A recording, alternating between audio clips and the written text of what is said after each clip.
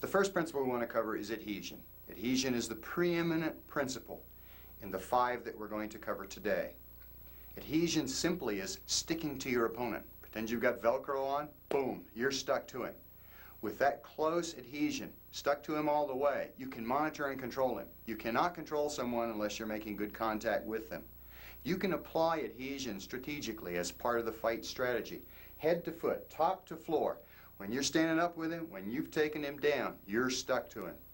You can apply it tactically. Your weapons, instead of hitting and bouncing off, will hit, stick, so that you can then flow through with other things.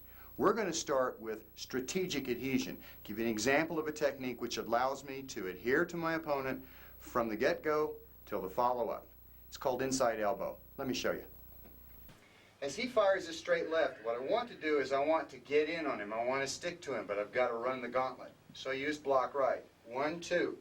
This is sticking to him right away. It'll track down. It won't come off. 1, 2. Then I fold to here, and then I start sliding down his arm. It's important that you hit with the point of the elbow. If I hit him too low, and he folds forward from this, he'll clothespin my elbow. Put you in a lot of pain. The objective is to put him in pain. Slide down the arm, hit. Checking this arm, I'm sticking here. This is all stuck to him. This is sticking to him. Now I'm going to slide and stick to him again. This arm, I'm not hitting him and floating over here. Hitting him in the face. Still hanging on to him with this leg now. I grab the flesh, pull him around, take him down, and I'll crush his legs at this point. Once more, block right, slide in and strike using the point of the elbow. Push across his face, latch hold here. This allows me to protect myself from even that arm. All I've got to do is turn it around. When you grab, you don't use your thumb. Grab whatever material. No material, guy's in a tank top, has an arm. He doesn't have an arm. Forget that, but we'll get anything anyway. Grab hold of flesh, pull him around. Let me show you from the other side, Jim. Now that you can visualize what I was doing the other way, I'm going to slide in.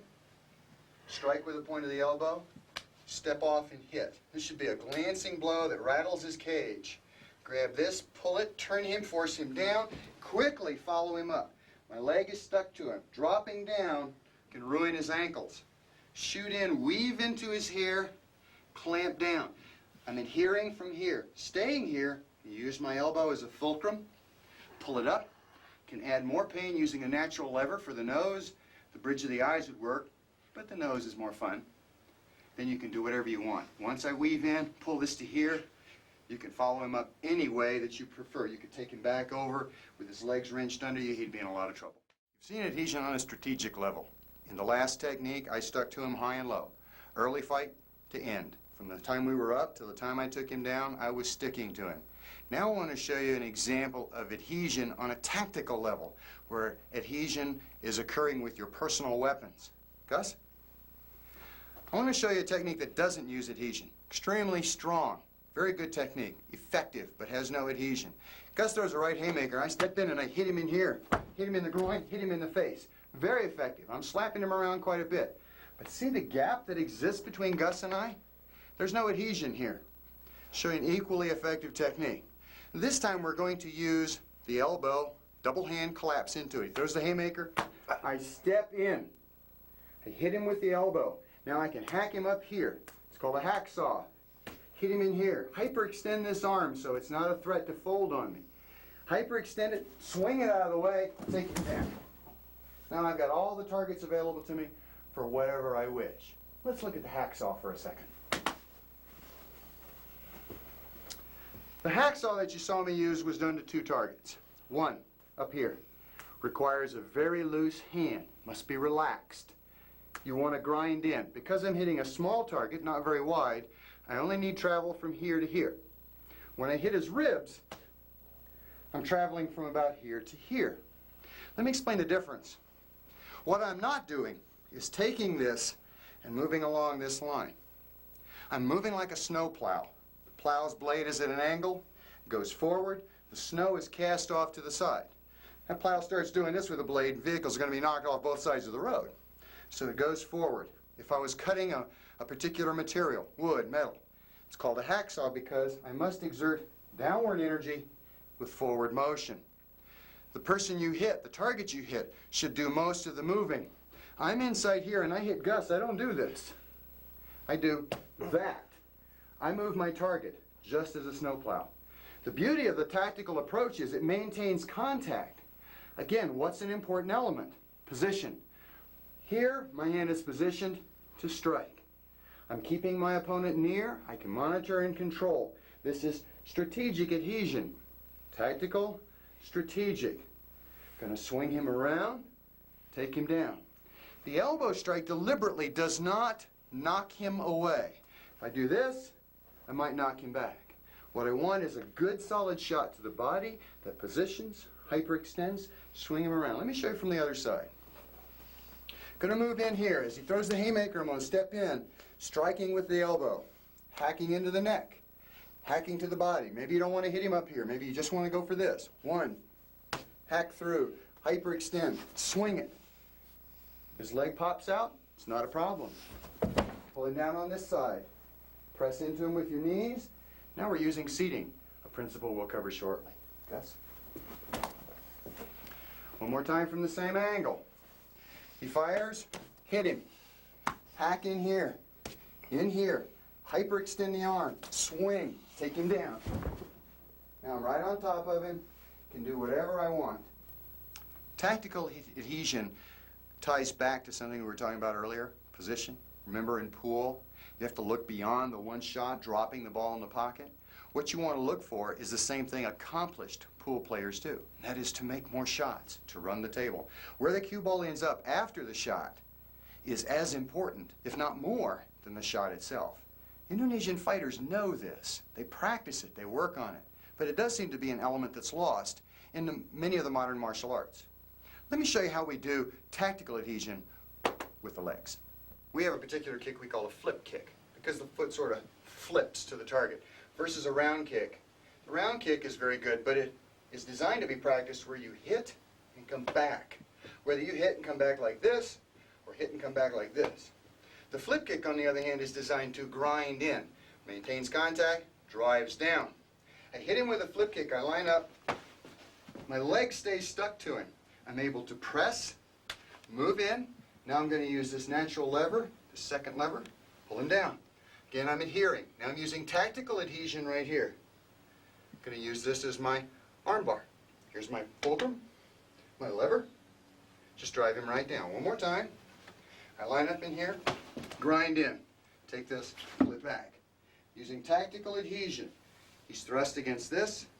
My whole body sticks to him strategically. Here I'm using it tactically. Here, as part of the fight strategy, strategically. Let me give you one word of warning, though.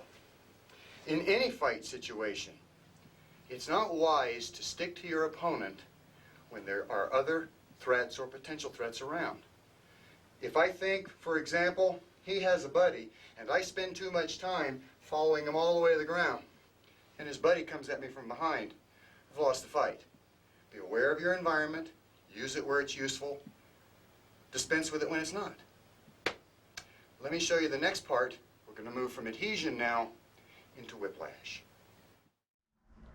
Adhesion allows me to stick to my opponent, but it also gives me the opportunity to use more of my close-in weapons, my elbows, my knees, and my leg work. And most of the techniques and the drills that we do use some form of adhesion. Let's take a look at some more examples.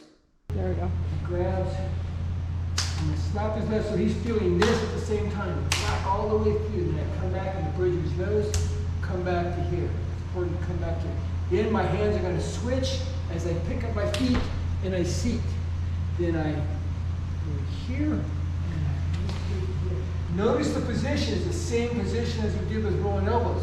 If he's here like this isn't going to work. I'm going to have to do something else. Yeah, he's still going to just beat me in the wall. If I come here and I break his head hip alignment, then I skip off to gyroscopic rotation. This hand comes out and then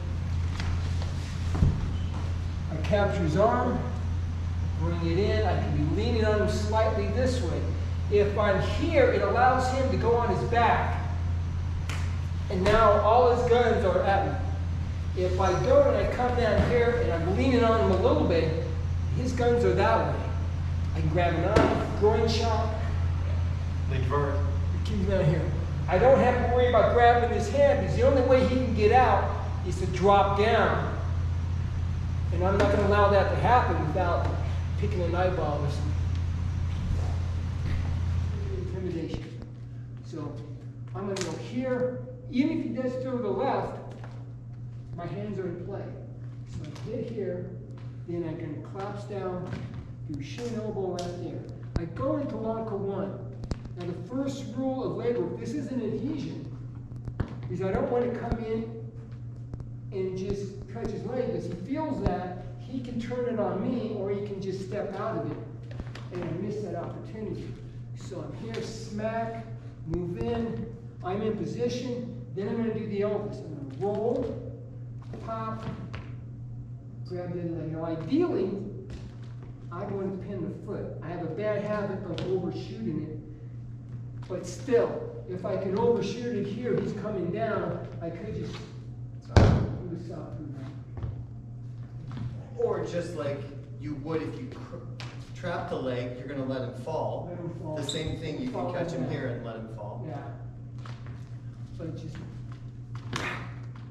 turn my shoulders, hit the brainstem, come down, hit the arm, my elbow, right in there, perpendicular to his target. Then I'm too far away to do this. So what I could do is hit the neck. Now I'm in longitude. Now roll, pop, grab the foot. I can do the Elvis. Bam. These one movement doesn't take away from the other one. I'm just one for the money. Boom. Once I open the door, I'm going to hit the groin, bladed ready position. I'm just going to kick, come down, uppercut. I'm up on the ball on my back foot so that when it's the harpoon in the rope again, once I throw the foot, my bottom foot's going to turn to the 45. I'm going to hit with this part of the foot. My knee's going to be down. If I do this, he sees the knee come up and he can just jam it. But if I'm looking here and I keep the knee down, come down and punch. Just like there's a globe, from here down, my foot's going to follow that globe and then straight down. Just here, and down, boom. In application, if he's in the left leg, and I'm in here, I'm going to hit his leg with my ankle, upper part of my foot, hit. Join me on my Patreon page, Mercury Kuntao, as I highlight Bob's videos and Orlando Kuntao.